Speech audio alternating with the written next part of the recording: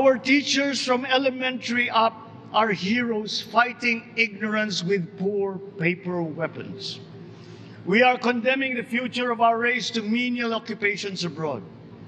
Then they are exploited by traffickers.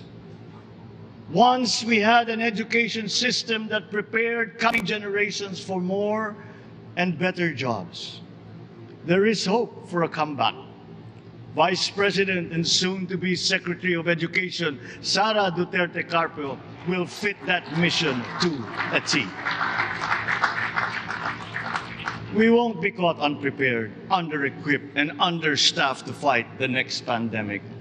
To start with, we never got over the pandemic of poor, if any, free public health. The last major upgrade of a public health system, exemplified by the resources poured into PGH, predates the current shambles by 3 generations. May bagong silang, may